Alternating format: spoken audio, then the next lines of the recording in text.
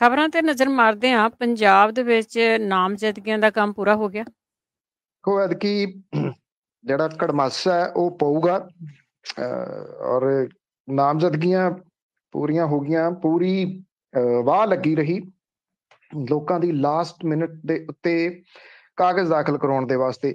ਵੈਸੇ ਰਾਤ ਇਹ ਖਬਰ ਜਿਹੜੀ ਆਈ ਸਾਡੇ ਮੁਤਾਬਕ ਰਾਤ ਤੇ ਕਿ ਸੰਯੁਕਤ ਸਮਾਜ ਮੋਰਚਾ ਜਿਹੜਾ ਰਾਜੇਵਾਲ ਹੋਰਾਂ ਨੇ ਬਣਾਇਆ ਉਹਨੂੰ ਰਜਿਸਟ੍ਰੇਸ਼ਨ ਉਹਦੀ ਕਰ ਦਿੱਤੀ ਆ ਇਲੈਕਸ਼ਨ ਕਮਿਸ਼ਨ ਨੇ। ਕੱਲ ਇਹ ਕਹਿੰਦੇ ਸੀਗੇ ਕਿ ਇਹਦੇ ਵਾਸਤੇ ਜਿਹੜੀਆਂ ਸਿਆਸੀ ਧਿਰਾਂ ਨੇ ਉਹ ਜ਼ਿੰਮੇਵਾਰ ਨੇ ਭਾਰਤੀ ਜਨਤਾ ਪਾਰਟੀ ਤੇ ਆਮ ਆਦਮੀ ਪਾਰਟੀ। ਸੋ ਸੰਯੁਕਤ ਸਮਾਜ ਮੋਰਚਾ ਉਹਦੀ ਰਜਿਸਟ੍ਰੇਸ਼ਨ ਹੋ ਗਈ ਆ। ਇਹ ਹੁਣ ਪੜਾਅ ਮੁਕੰਮਲ ਹੋ ਗਿਆ ਨਾਮਜ਼ਦਗੀਆਂ ਦਾ। 5 ਦਿਨਾਂ ਦੇ ਦੌਰਾਨ ਕੋਈ 2247 ਤੋਂ ਵੱਧ ਨਾਮਜ਼ਦਗੀਆਂ ਦਾਖਲ ਹੋਈਆਂ ਨੇ। ਹੌਲੀ ਹੌਲੀ ਨੰਬਰ ਸਾਰੇ ਦੇ ਸਾਰੇ ਆ ਰਹੇ ਆ ਕਿ ਕਿੰਨੇ ਲੋਕ ਚੋਣ ਮੈਦਾਨ ਦੇ ਵਿੱਚ ਉਤਰੇ ਆ। ਕਾਂਗਰਸ, ਅਕਾਲੀ ਦਲ, ਬਾਦਲ, ਬਹੁਜਨ ਸਮਾਜ ਪਾਰਟੀ ਗੱਠਜੋੜ, ਆਮ ਆਦਮੀ ਪਾਰਟੀ, ਭਾਰਤੀ ਜਨਤਾ ਪਾਰਟੀ, ਪੰਜਾਬ ਲੋਕ ਕਾਂਗਰਸ, ਅਕਾਲੀ ਦਲ ਸੰਯੁਕਤ ਗੱਠਜੋੜ, ਸੰਯੁਕਤ ਸਮਾਜ ਮੋਰਚਾ, ਸੰਯੁਕਤ ਸਮਾਜ ਪਾਰਟੀ ਜਿਹੜੀ ਚਡੂਨੀ ਗਰੁੱਪ ਵਾਲੀ ਇਹਨਾਂ ਦਾ ਗੱਠਜੋੜ, ਲੋਕ ਇਨਸਾਫ ਪਾਰਟੀ, ਭਾਰਤੀ ਕਮਿਊਨਿਸਟ ਪਾਰਟੀ, ਇਹ ਆਜ਼ਾਦ ਉਮੀਦਵਾਰ ਚੋਣ ਮੈਦਾਨ ਦੇ ਵਿੱਚ ਉਤਰੇ ਆ। 5 ਵਾਰੀ ਦੇ ਮੁੱਖ ਮੰਤਰੀ ਰਹਿ ਚੁੱਕੇ ਪ੍ਰਕਾਸ਼ ਸਿੰਘ ਬਾਦਲ ਚੋਣ ਮੈਦਾਨ ਦੇ ਵਿੱਚ ਉਤਰੇ ਆ, ਸਭ ਤੋਂ ਵੱਡੀ ਉਮਰ ਦੇ।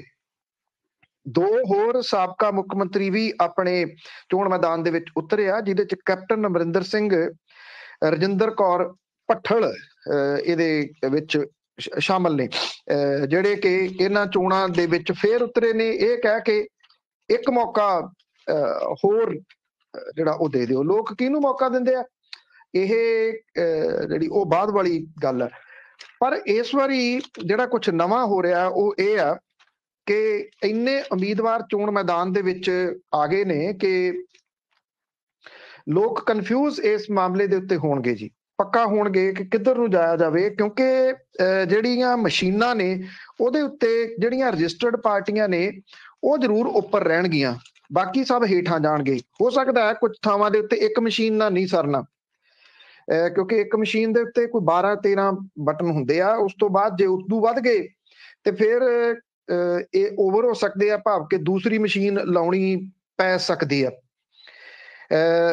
ਹੁਣ ਤੱਕ ਦੀਆਂ ਜਿਉਂ ਮੁਲਕ ਆਜ਼ਾਦ ਹੋਇਆ, ਪੰਜਾਬ ਦੀਆਂ ਚੋਣਾਂ ਦੇ ਵਿੱਚ ਕਦੇ ਇੰਨੇ ਉਮੀਦਵਾਰ ਨਹੀਂ ਆਏ।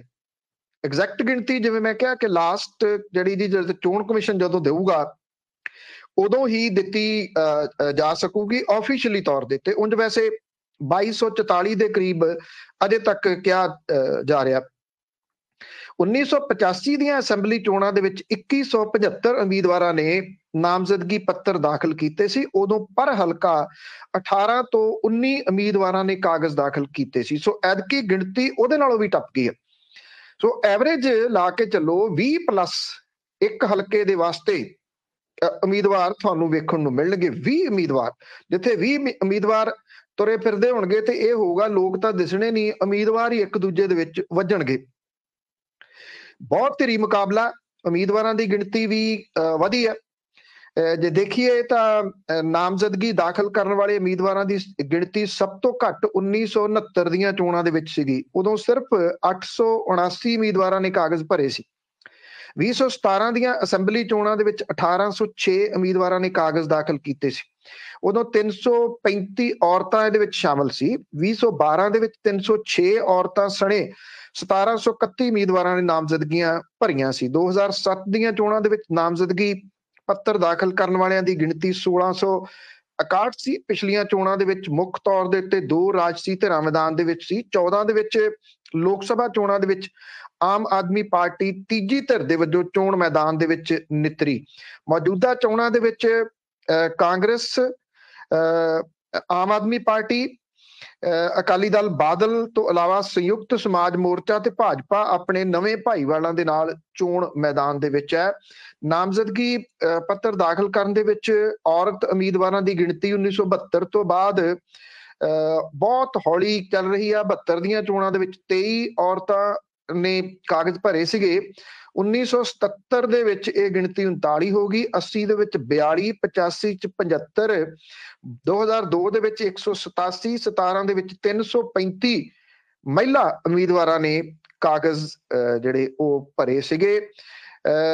ਸਾਂਝੇ ਪੰਜਾਬ ਦੇ ਵਿੱਚ ਪਹਿਲੀ ਵਾਰੀ 1952 ਦੇ ਵਿੱਚ ਅਸੈਂਬਲੀ ਚੋਣਾਂ ਹੋਈਆਂ ਸੀਗੀਆਂ ਤੇ ਪੰਜਾਬ ਵਿਧਾਨ ਸਭਾ ਹਲਕਿਆਂ ਦੀ ਗਿਣਤੀ ਉਦੋਂ 105 ਸੀ। 1957 ਦੀਆਂ ਚੋਣਾਂ ਦੇ ਵਿੱਚ ਵਿਧਾਨ ਸਭਾ ਹਲਕੇ 121 ਹੋ ਗਏ।